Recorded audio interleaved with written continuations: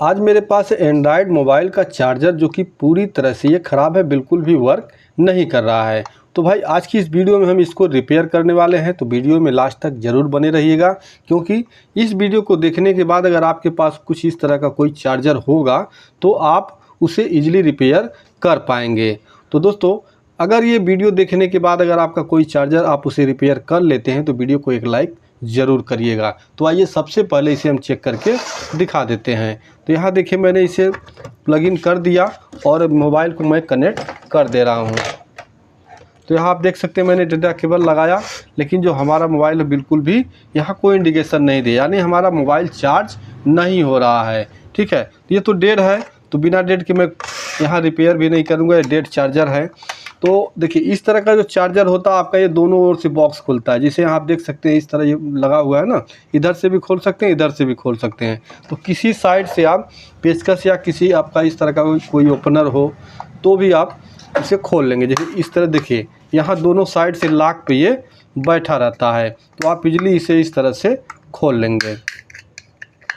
खोल लेने के बाद जैसे आप एक साइड से खोलेंगे, उसके बाद इसके किट को आप बाहर निकाल सकते हैं। देखिए, यहाँ किट को आप बाहर इजली निकाल सकते हैं। तो थोड़ा सा यहाँ से हम प्रेस करेंगे, देखिए हमारा किट जो है वो बाहर आ गया है।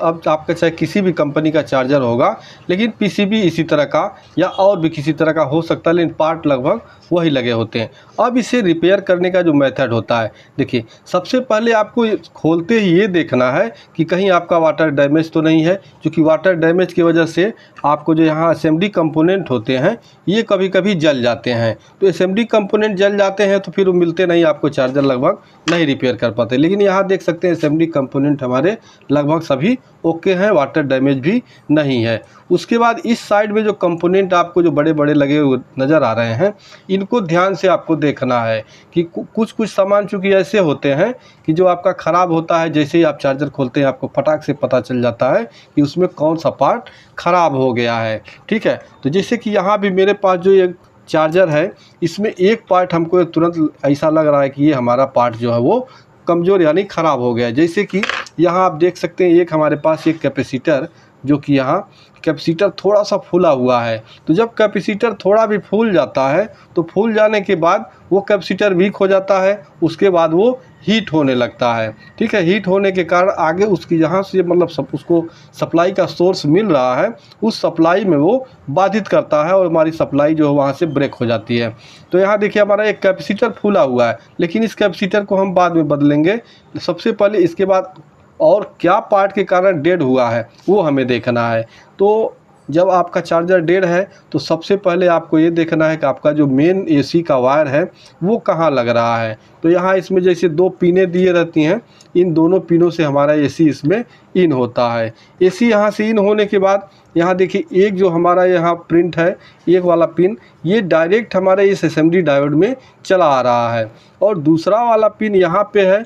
तो ये हमारा एक रजिस्टेंस के थ्रू होके, यहाँ देखिए रजिस्टेंस, इसके थ्रू होके फिर हमारे असेंबली डायोड में आता है। अब आपके चार्जर में ऐसा भी हो सकता है कि असेंबली डायोड की जगह आपके मतलब उसमें 4 डायोड लगे हों, लेकिन चेकिंग करने का मेथड एक ही होता है। बस उसको उस डायोड को आपको एक एक निकाल के ओपन करके एक एक पिन, फिर उस डायोड को आप कंफर्म करेंगे कि सही है या ख़राब, और इसको आप लगे लगाए चेक कर सकते हैं कि आपका डायोड सही है या ख़राब। लेकिन सबसे पहले यहाँ रजिस्टेंस देखिए, इस रजिस्टेंस में भी हल्का हल्का यहाँ से कुछ जला हुआ नज़र आ रहा है, यानी रजिस्टेंस भी ख़राब होगा। लेकिन कंफर्म करने के लिए हमें मल्टीमीटर की ज़रूरत पड़ेगी। तो मल्टीमीटर को हम रख लेंगे बजर के रेंज में। बजर के रेंज में रखने के बाद अब हम मल्टीमीटर से सबसे पहले इस रजिस्टर को चेक करेंगे। तो यहाँ जो रजिस्टर हमारा लगा होता है ये होता है आपका 10 ओम से लेके 100 ओम के बीच में किसी भी वैल्यू का हो सकता है। तो अगर ये रजिस्टेंस सही होता तो हमको बीप की आवाज़ देता। ठीक है, लेकिन यहाँ कोई बीप नहीं, कोई रीडिंग नहीं, इसका मतलब ये ख़राब है। इसके बाद आपको चेक करना है यहाँ आपका जो असेंबली डायोड है। तो इस डायोड को चेक करने के लिए देखिए यहाँ पे आप जो प्राइमरी जहाँ आपका मेन एसी आता है वहाँ पे आपका मल्टीमीटर कोई रीडिंग कोई बीप नहीं देना चाहिए। ठीक है, जैसा कि यहाँ नहीं दे रहा है। मल्टीमीटर का आप पलट लेंगे, पलट लेने के बाद यहाँ फिर से लगाएंगे तो फिर आपको कोई वैल्यू कोई रीडिंग नहीं मिलना चाहिए। तो ये इधर का ओके हो गया। इसके बाद आपका जो इस साइड का जो जहाँ से आपका ये डायोड डीसी आउट करता है उस साइड को चेक करना है। तो इस साइड में देखिए एक साइड से ये रीडिंग देता है और दूसरे साइड से रीडिंग नहीं देता है। अगर यहाँ आपको रीडिंग की जगह बीप की आवाज़ आती है तो कोई न कोई पार्ट ख़राब होगा। जैसे कि मैं अभी बता देता हूँ कौन कौन सा पार्ट ख़राब हो सकता है। तो यहाँ देख सकते हैं एक साइड से रीडिंग दिया, एक साइड से रीडिंग नहीं दिया, यानी यहाँ हमारा ओके बता रहा है। अगर आपको यहाँ बीप की आवाज़ आ जाती है या दोनों साइड से आपको रीडिंग आता है तो यहाँ आपको कौन कौन से पार्ट चेक करने हैं। जैसे कि इसके पैरेलल में आपको देखना है क्या क्या पार्ट लगा है। जैसे यहाँ पे आप देख सकते हैं, देखिए एक पॉइंट ये है, यहाँ आपका यहाँ आया और ये दूसरा पॉइंट है। इस पॉइंट पे आपको देखना है पीछे क्या चीज़ लगा है। तो ये हमारा कैपेसिटर, इलेक्ट्रोलाइटिक कैपेसिटर, जो कि हमारा जो डायोड यहाँ से डीसी तो वहाँ देता है, लेकिन शुद्ध रूप से उसको फिल्टर करने के लिए यहाँ कैपेसिटर लगाए रहते हैं। ठीक है, तो ये कैपेसिटर हो गया, इसको चेक करना। अगर आपका बीप या दोनों ओर से रीडिंग देता है तो इसे आपको चेक करना है, शॉर्ट हो सकता है। उसके बाद देखिए यहाँ एक और आपका कैपेसिटर लगा होगा पैरेलल में। जैसे कि यहाँ से देखिए प्रिंट आपका ऐसे गया और यहाँ चला आया और दूसरे साइड से यहाँ से देखिए यहाँ आ गया। तो यहाँ पे एक कैपेसिटर और लगाया गया है, वो भी दोनों सेम वैल्यू का है। ठीक है, तो अगर यहाँ जगह होता तो ये कंपनी यहीं लगा देती, जगह नहीं रहने के कारण यहाँ से पीसीबी ले जाके यहाँ पे लगाया है। ठीक है, तो आपका यहाँ जैसे ही डीसी हो रहा है एसएमडी डायोड से तो दो कैपेसिटर यहाँ पे लगे हुए हैं उसे फिल्टर करने के लिए।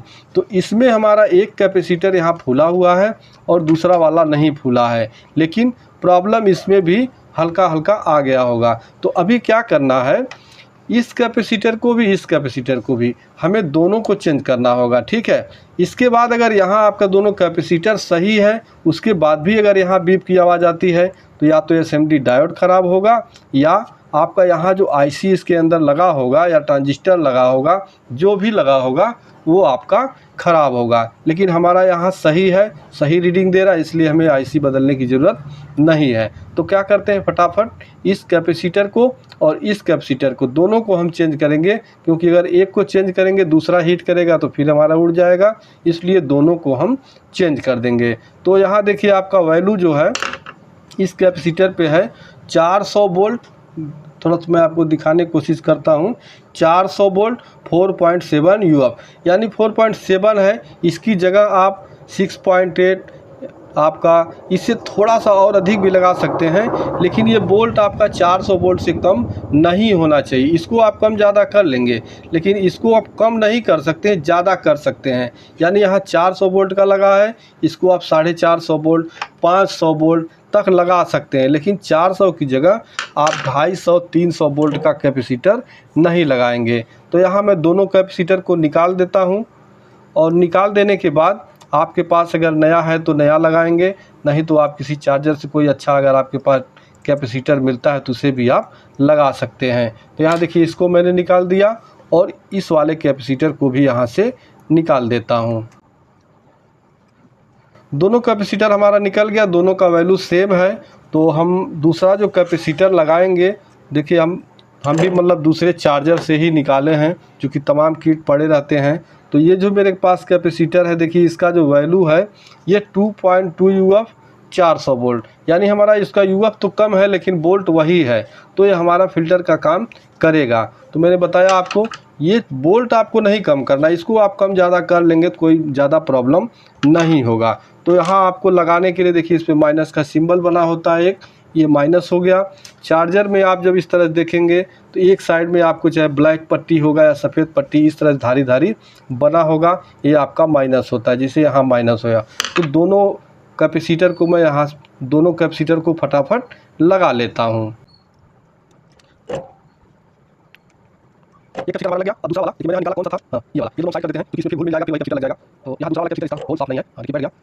यहाँ मैंने दोनों कैपेसिटर को लगा दिया। ठीक है, दोनों कैपेसिटर लगा देने के बाद अब इसका जो रजिस्टेंस है इसको भी हम बदल देंगे। तो यहाँ रजिस्टेंस मैंने देखिए निकाल दे रहा हूँ। अब जो रजिस्टेंस आपको लगाना है वो ऐसा नहीं कि आपका इसमें जो नंबर लगा है वही सेम नंबर आपको डालना है। ठीक है, नंबर आप जैसे मैंने बोला 10 ओम से लेके आप 100 ओम के बीच कोई भी रजिस्टेंस आधा वाट का, अगर 2 एम्पियर 2.5 एम्पियर तक का आपका चार्जर है तो इसमें आधा वाट आपको लगाना है, ठीक है, हाफ वाट का। तो यहाँ मेरे पास जो रजिस्टर है ये है आपका 10 ओम। 10 ओम का जो कलर कोड होता है वो है भूरा काला काला, ठीक है। तो इस तरह से आपका कोई भी रेजिस्टेंस होगा जो 100 ओम के बीच में आपका हो, उसको आपको यहाँ पे लगा देना है। अब रेजिस्टेंस में देखिए कोई प्लस माइनस तो होता नहीं है, आप जिस साइड से चाहे उस साइड से इसको फिक्स कर सकते हैं, लगा सकते हैं, ठीक है। तो मैंने यहाँ लगा दिया, अब इसकी सोल्डिंग मैं कर देता हूँ। ये मैंने सोल्डिंग कर दिया। अब इसका जो स्टार लेग कट करके अब क्या करेंगे, इतना कर लेने के बाद भाई अब इस पे आप बाहर से ही एक सप्लाई देंगे, क्योंकि चार्जर में बांधने के बाद आप चेक नहीं कर पाएंगे कि आपका चार्जर ऑन हुआ या नहीं हुआ। तो आप क्या करेंगे, यहाँ जो दोनों पॉइंट है, इन दोनों पॉइंट पे एक इस तरह का प्लग लगा हुआ वायर आपको जोड़ लेना है। तो अभी दोस्तों वायर हमने जोड़ लिया, ठीक है। वायर जोड़ लेने के बाद अब आपको यहाँ सप्लाई लगा के और मल्टीमीटर से यहाँ चेक करना है कहाँ पे आपका, यहाँ देखिए डायोड लगा हुआ है, ASR डायोड, जो कि यहाँ DC आपका 5 वोल्ट होता है। इसके आपको पैरेलल में 2 कैपेसिटर यहाँ लगे हुए देखेंगे। आपके चार्जर में एक कैपेसिटर भी हो सकता है।